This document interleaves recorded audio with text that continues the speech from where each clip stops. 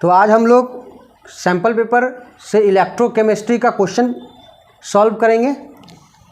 तो हमारा जो सैम्पल पेपर में क्वेश्चन नंबर 16 है वो है इलेक्ट्रोकेमिस्ट्री का क्वेश्चन। तो जो क्वेश्चन नंबर 16 है वो असर्शन और रीज़न बेस्ड क्वेश्चन है। तो चलिए हम क्वेश्चन को पढ़ते हैं। तो जो हमारा क्वेश्चन नंबर 16 है, तो सबसे पहले हम असर्शन को पढ़ते हैं। असर्शन है हमारा, during electrolysis of aqueous copper sulphate solution using copper electrode hydrogen gas is released at cathode. तो यहाँ पर क्या कर रहा है, जो हमारा असर्शन है कि हम क्या करवा रहे हैं, इलेक्ट्रोलिसिस करवा रहे हैं। हम क्या करवा रहे हैं, इलेक्ट्रोलिसिस किसका करवा रहे हैं, एक्वस कॉपर सल्फेट का। तो अगर आप इलेक्ट्रोलिसिस करवाइएगा एक्वस कॉपर सल्फेट का, तो एक पॉजिटिव है और एक नेगेटिव है। तो एक्वस कॉपर सल्फेट सॉल्यूशन लिए हैं, तो इसमें कौन कौन सा आयन होंगे, Cu2+ आयन होंगे सॉल्यूशन में और सल्फेट आयन होंगे। और साथ में क्या होगा, एक्वस है तो H+ भी होगा और OH- भी होगा। होगा कि नहीं होगा। अब देखिए यहाँ पर क्या है, यहाँ पर इलेक्ट्रोड कौन सा यूज कर रहा है, यूजिंग कॉपर इलेक्ट्रोड। तो इस बार हम हर बार प्लेटिनम इलेक्ट्रोड लेते थे, इनर्ट इलेक्ट्रोड लेते थे, लेकिन यहाँ पर जो इलेक्ट्रोड लिया जा रहा है वो इलेक्ट्रोड किसका लिया गया है, कॉपर का लिया गया है। ठीक है, तो इलेक्ट्रोड यहाँ पर कॉपर का लिया गया है। तो यहाँ पर बोल रहा है क्या कि during the electrolysis of aqueous copper sulphate solution using copper electrode hydrogen is released at cathode. क्या कैथोड पर, ये जो हमारा है कैथोड, कैथोड कौन सा होता है, नेगेटिव वाला, और पॉजिटिव वाला क्या होता है, एनोड होता है। तो अब आपको बताना है कि क्या कैथोड पे हाइड्रोजन गैस रिलीज होगा। तो ये हमारा असर्शन है। ठीक है, और अगर हम बात करें रीज़न की, तो रीज़न क्या दिया हुआ है इसका, the electrode potential of copper is greater than that of hydrogen. यहाँ पर रीज़न क्या दिया है, the electrode potential of copper is greater than that of hydrogen. तो क्या ये स्टेटमेंट सही है, ये जो रीज़न दिया गया है ये सही है, क्या कॉपर का इलेक्ट्रोड पोटेंशियल हाइड्रोजन से ज़्यादा होता है। तो यहाँ पर बात जो किया है वो कौन, किसके बारे में बात किया है, रिडक्शन पोटेंशियल के बारे में बात किया है। तो देखिए यहाँ पर क्या दिया गया है कि आपको पता होना चाहिए कि जो रिडक्शन पोटेंशियल होता है या जो इलेक्ट्रोड पोटेंशियल होता है कॉपर का कितना होता है, 0.34 वोल्ट, आपको याद होना चाहिए। और वहीं हाइड्रोजन का अगर हम देखें स्टैंडर्ड रिडक्शन पोटेंशियल H+ से H2, तो वो क्या था, 0.0 वोल्ट, तो 0 वोल्ट था। और यहाँ पर रीजन पे क्या कहा गया है कि कॉपर का इलेक्ट्रोड पोटेंशियल ज़्यादा है हाइड्रोजन से। तो क्या स्टेटमेंट, ये जो रीजन है वो तो सही बोल रहा है। लेकिन अब असर्शन की अगर हम बारे में बात करें, तो असर्शन क्या बोलना चाह रहा है, असर्शन जो है, अगर आप ये स्टडी किए हैं कि एक्वस कॉपर सल्फेट को अगर आप कॉपर इलेक्ट्रोड का यूज करके आप कैथोड और एनोड पे क्या प्रोड्यूस होगा। तो याद कीजिए, जब हम सेम सॉल्यूशन का साल्ट और सेम इलेक्ट्रोड लेते थे, यानी एक्वस कॉपर सल्फेट का जो सॉल्यूशन का इलेक्ट्रोलिसिस करवाते थे यूजिंग कॉपर इलेक्ट्रोड से, तो वहाँ पर कैथोड और एनोड पे सेम रिएक्शन होता था। एनोड में क्या होता था, एनोड में कॉपर का ऑक्सीडेशन होता था, यहाँ से कॉपर आयन, कॉपर ऑक्सीडाइज होके क्या हो रहा था, Cu से Cu2+ बन रहा था और 2 इलेक्ट्रॉन लॉस कर रहा था। और कैथोड में क्या होता है, वही रिएक्शन हो रहा था लेकिन अपोजिट डायरेक्शन में हो रहा था। ये जो कॉपर आयन आया, अब यहाँ से 2 इलेक्ट्रॉन गेन कर लेगा और क्या बन जाएगा, यहाँ पर जो कॉपर आयन है, यहाँ पर कॉपर आयन क्या करेगा, 2 इलेक्ट्रॉन गेन करेगा और क्या बन जाएगा, Cu सॉलिड बन जाएगा। तो कैथोड एनोड पे ये रिएक्शन हो रहा है, तो क्या कहीं पर हाइड्रोजन रिलीज हो रहा है यहाँ पर। तो यहाँ पर जो असर्शन है वो रॉन्ग है, क्योंकि हाइड्रोजन रिलीज ही नहीं होगा इसमें। इसमें रिएक्शन में एनोड में ऑक्सीडेशन होगा कॉपर का, सॉल्यूशन में कॉपर आयन आएगा और सोल्यूशन से कॉपर आयन रिड्यूस होगा और जाके कैथोड में जाकर के डिपॉजिट हो जाएगा। तो यहाँ पर हाइड्रोजन का रिडक्शन होने नहीं जा रहा है। वैसे भी आप अगर आप देख लीजिए यहाँ पर H+ है और कॉपर है, तो कॉपर का रिडक्शन पोटेंशियल ज़्यादा है। H+ है और Cu2+ है, तो रिडक्शन पोटेंशियल हाइड्रोजन का ज़्यादा है, तो इसलिए पहले कॉपर रिड्यूस होगा। तो यहाँ पर हाइड्रोजन गैस रिलीज नहीं होगा, तो हमारा असर्शन जो है वो क्या है, रॉन्ग है, और जो रीजन है वो ट्रू है। जो रीजन बोला जा रहा है वो ट्रू है, लेकिन ये इसका रीजन नहीं है। ठीक है, चलो देख लेते हैं, ऑप्शन को चेक कर लिया जाए। तो देखो, तो A is false but R is true. तो हमारा जो आंसर होगा, आंसर D क्या है, D number, assertion is false and reason is true. ठीक है, तो हमारा नेक्स्ट क्वेश्चन है क्वेश्चन नंबर 23। तो क्वेश्चन नंबर 23 में 3 क्वेश्चंस हैं। तो सबसे पहले हम ए नंबर करेंगे। Can we construct an electrochemical cell with 2 half cells composed of zinc sulphate solution and zinc electrodes, explain your answer. तो क्या हम 2 जिंक हाफ सेल से एक सेल बना सकते हैं? यानी हम यहाँ पर 2 जिंक का हाफ सेल लेते हैं, 2 जिंक का इलेक्ट्रोड लेते हैं। ठीक है, और जिंक का इलेक्ट्रोड अगर लेंगे तो सबसे पहले इसमें क्या करना पड़ेगा, एक रॉड लेना होगा, वो जिंक का रॉड होगा, और सॉल्यूशन किसका होगा, जिंक सल्फेट का। और सेकेंड, दूसरा भी जिंक हाफ सेल ही है, और यहाँ पर भी हम कौन सा इलेक्ट्रोड लेंगे, जिंक का ही इलेक्ट्रोड लेंगे, और यहाँ पर सॉल्यूशन जिंक सल्फेट का ही लेंगे। तो ये 2 हाफ सेल हुआ जिंक का। तो क्या ये दोनों को कनेक्ट करेंगे तो इलेक्ट्रॉन फ्लो होगा, क्या करंट फ्लो होगा इस वायर से? यानी हम सेल बना सकते हैं 2 हाफ सेल से, बना सकते हैं। कैसे बना सकते हैं? जब इन दोनों का कंसंट्रेशन क्या हो, डिफरेंट हो। इस सॉल्यूशन में जिंक सल्फेट का कंसंट्रेशन मान लेते हैं C1, और इसका कंसंट्रेशन क्या मान लेते हैं, C2। और C1 और C2 क्या होना चाहिए, सेम नहीं होना चाहिए, डिफरेंट होना चाहिए। तो बन सकता है, कब बन सकता है, when the concentration of zinc sulphate या zinc ion in 2 half cell is different. तो हम क्या लिख सकते हैं, हमारा जो आंसर होगा, यस, व्हेन concentration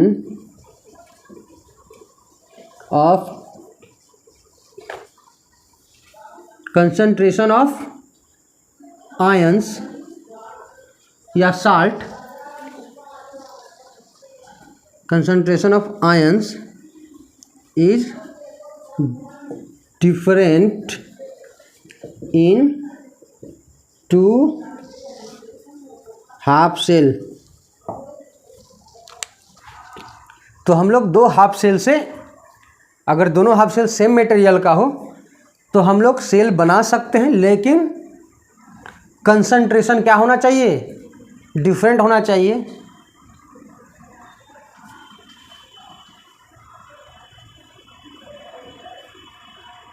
तो जिसका कंसंट्रेशन कम होगा वो क्या होगा, एनोड होगा, और जिसमें आयन का कंसंट्रेशन ज़्यादा होगा वो क्या होगा, कैथोड होगा।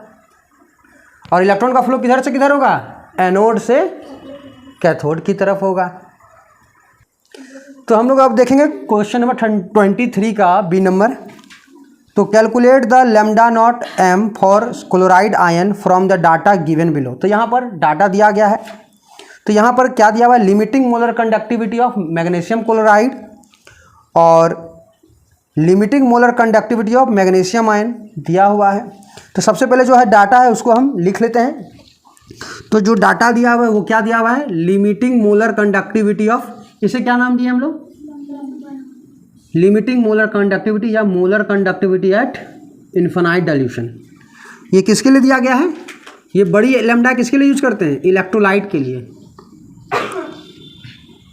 तो क्या है इसका 258.6 साइमन सेंटीमीटर स्क्वायर पर मोल। और दूसरा जो इन्फॉर्मेशन क्या दिया हुआ है, जो मैग्नीशियम आयन है उसका लिमिटिंग मोलर कंडक्टिविटी क्या है, ये स्मॉल लैम्डा से डिनोट करते हैं। इसका वैल्यू क्या है 106 साइमन सेंटीमीटर स्क्वायर पर मोल। ठीक है, तो हमें कैलकुलेट क्या करना है, तो हमें कैलकुलेट करना है लैम्डा नॉट Cl माइनस। तो हमें क्या फाइंड करना है, limiting molar conductivity of chloride ion find करना है। तो अगर हम देखें मोलर कंडक्टिविटी का, तो लैम्डा नॉट m क्या होता है, limiting molar conductivity of Mg2 plus sorry यहाँ पर ऐसे नहीं लिखना था, हमको लिखना था दूसरी तरह से।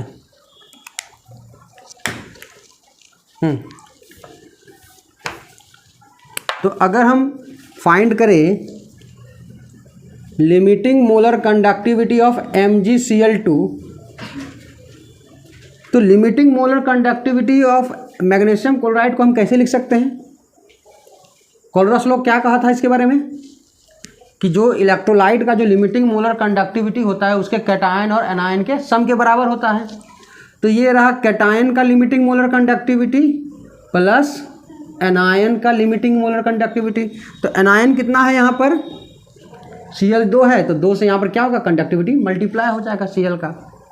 तो अब हमको यहाँ वैल्यू दिया हुआ है MgCl2 का, Mg2 प्लस का इसका वैल्यू नहीं दिया, इसको निकालना है। अब निकल जाएगा आसानी से, बस वैल्यू रख देंगे। कितना वैल्यू है 258.6 इक्वल टू Mg2 प्लस का वैल्यू क्या है 106 to limiting molar conductivity of Cl minus. तो 2Cl minus limiting molar conductivity of Cl minus क्या होगा, इसको पहले इधर कर देंगे, 258.6 माइनस 106। तो यहाँ पर 2Cl था ना, 2 से मल्टीप्लाई था, हम 2 को क्या कर रहे हैं नीचे डिवाइड कर देते हैं। तो अब अगर हम इसको माइनस कर देंगे तो पॉइंट तो यहाँ 6 रहेगा ही, 8 में 6 को घटाना है तो क्या होगा 2, 5 में 0, 5 और 2 में 1 डिवाइडेड बाय 2। तो limiting molar conductivity of chloride ion जो है वो क्या होगा हमारा, 2 से डिवाइड करते हैं इसको, 2 से डिवाइड करने पर 7 टाइम्स में 1 कैरी, वो सॉरी 1 बच गया है, और 12 कितना बार में 6 बार में, अब पॉइंट है 3 बार में। तो हमने limiting molar conductivity of chloride ion find कर लिया है। तो जो वैल्यू होगा वो क्या होगा 76.3 साइमन सेंटीमीटर स्क्वायर पर मोल। तो जब भी आंसर देंगे कॉपी में तो यूनिट लिखना नहीं भूलेंगे, तो यूनिट लिखना मैंडेटरी है आपका। तो ये था हमारा क्वेश्चन नंबर 23 का बी। अब चलते हैं हम लोग क्वेश्चन नंबर 23 के सी नंबर पे। तो हम लोग 23 का सी नंबर सॉल्व करेंगे। तो क्वेश्चन है the cell constant of conductivity cell is 0.146 per cm। What is the conductivity of 0.01 m solution of an electrolyte at 298 Kelvin if the resistance of cell is 1000 ohm। तो हमें यहाँ पर find करना है conductivity. तो जो information दिया हुआ है सबसे पहले हम लिख लें उसको। तो सेल कांस्टेंट क्या होता है, सेल कांस्टेंट होता है L बाई ए, कोई तो हम लोग सेल कांस्टेंट कहते थे ना। क्या इसका वैल्यू दिया हुआ है 0.146 पर cm। दूसरा इन्फॉर्मेशन क्या दिया हुआ है what is the conductivity of 0. हाँ, तो जो सॉल्यूशन है उसका कंसंट्रेशन क्या दिया हुआ है हमारे पास 0.01 m। इफ द रेजिस्टेंस, तो यहाँ रेजिस्टेंस दिया हुआ है सॉल्यूशन का, कितना दिया हुआ है 1000 ओम। तो हमें फाइंड क्या करना है कंडक्टिविटी यानी कप्पा फाइंड करना है हमको।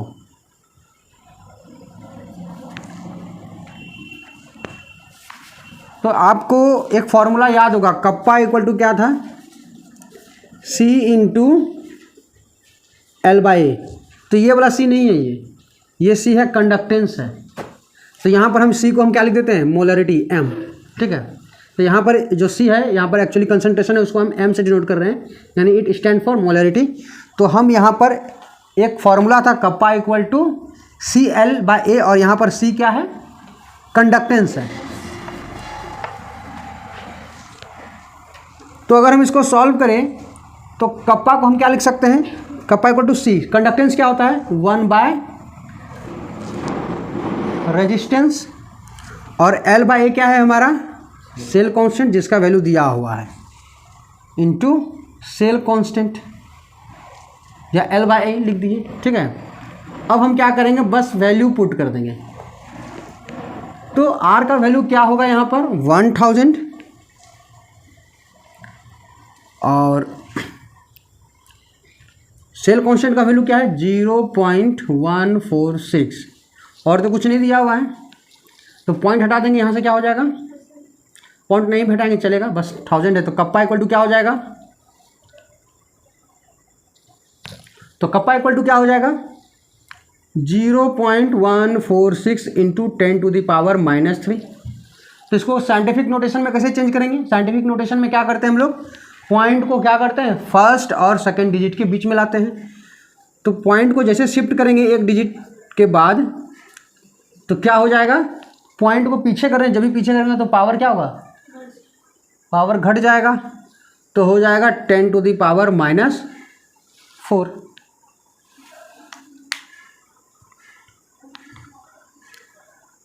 और कप्पा का यूनिट क्या होता है, साइमन पर सीएम, या इसको पर ओम पर सीएम भी कहते हैं। तो हमने कंडक्टिविटी फाइंड कर लिया है। तो इस तरह से हमने क्वेश्चन नंबर 23 को सॉल्व कर लिया। अब जो हम चलेंगे क्वेश्चन नंबर 30 पे।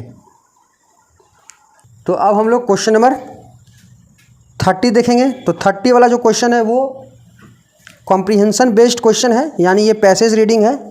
तो ये इलेक्ट्रोकेमिस्ट्री में लीड स्टोरेज बैटरी के ऊपर बेस्ड है और हाइड्रोजन फ्यूल सेल के ऊपर बेस्ड है।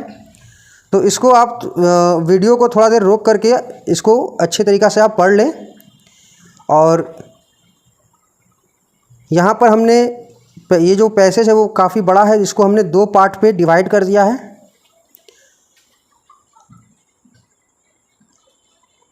अब हम लोग इसका क्वेश्चन सॉल्व करेंगे। तो इस पे 3 क्वेश्चंस हैं।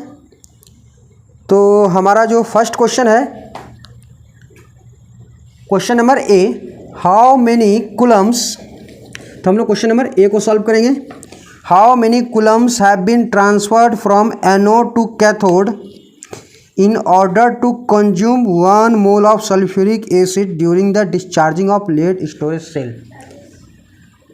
तो how many coulombs have been transfer, तो यहाँ पे एनर्जी पूछ रहा है या चार्ज पूछ रहा है कि कितना कूलम चार्ज ट्रांसफ़र किया जा रहा है from anode to cathode in order to consume 1 mole of sulphuric acid during the discharging of lead storage. तो जब हम लेड स्टोरेज बैटरी का डिस्चार्जिंग करवाएंगे, यानी जब हम यूज करेंगे, तो जब हम यूज करेंगे तो लेड स्टोरेज बैटरी का क्या होगा, डिस्चार्ज होगा वो।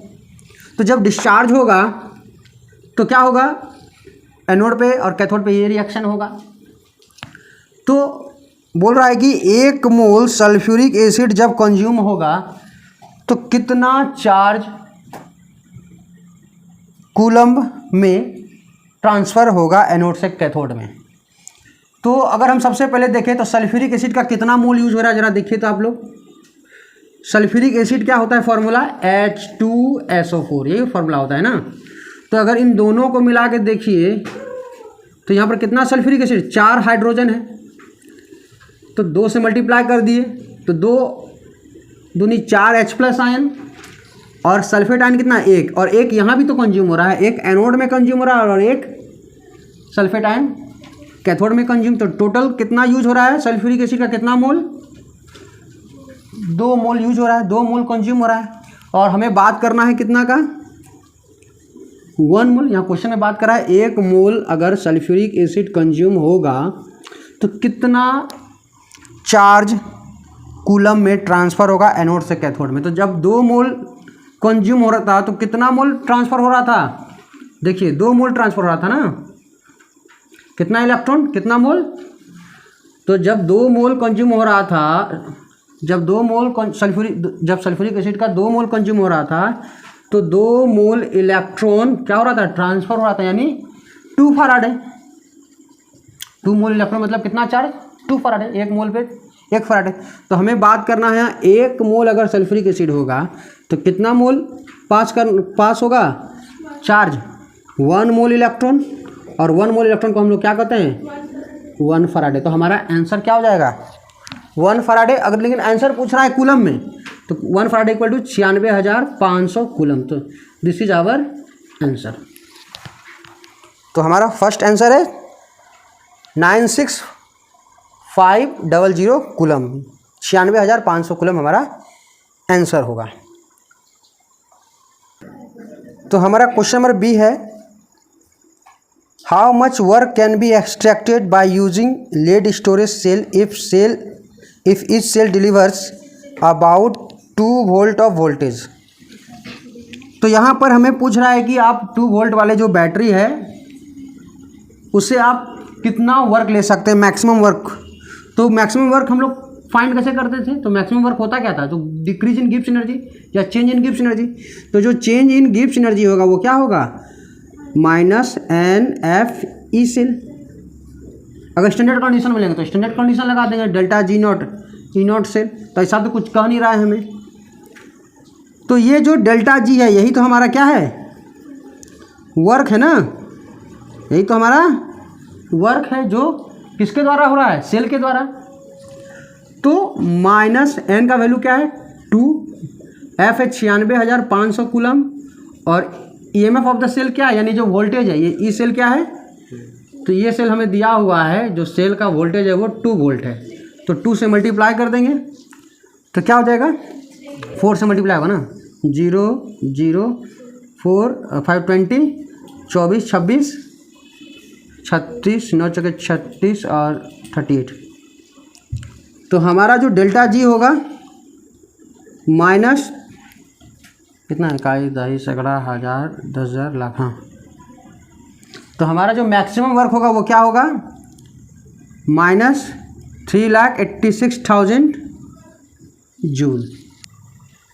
अब हम लोग इस क्वेश्चन का क्वेश्चन नंबर सी देखेंगे। तो 30 का question number C, do you agree with the statement hydrogen is a green fuel? Give your comments for and against this statement and justify your views. क्या लगता है जी आप लोग को?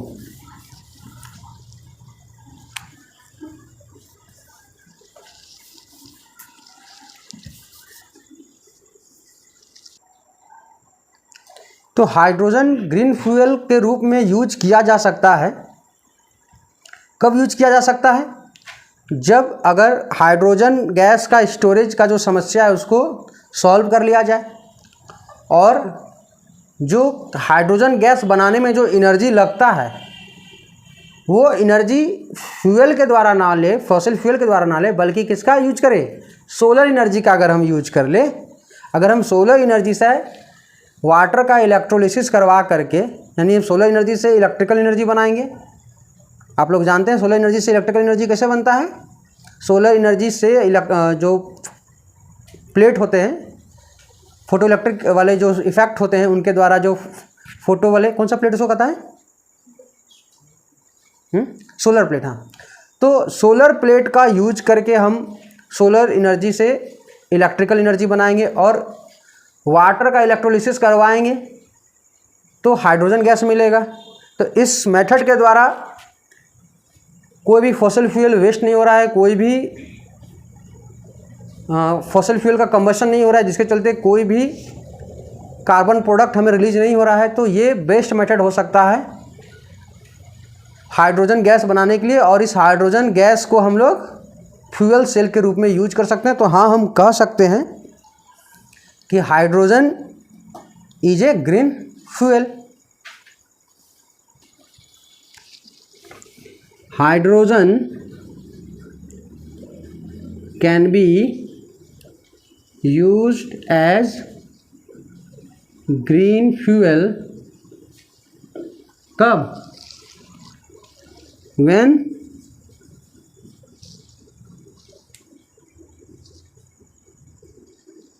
we obtain hydrogen gas when we obtain hydrogen by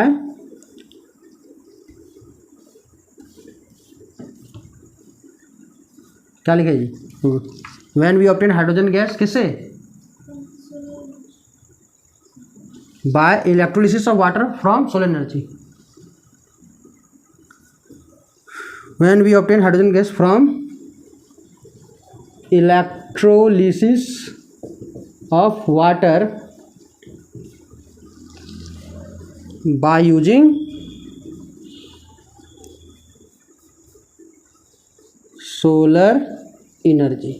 तो solar energy का use करके हम वाटर का इलेक्ट्रोलिसिस करवा के हाइड्रोजन प्राप्त कर लेंगे, तो उसमें कोई पॉल्यूशन नहीं है, ये इको फ्रेंडली है। There is no emission of carbon in this method, so hydrogen can be used as a green fuel.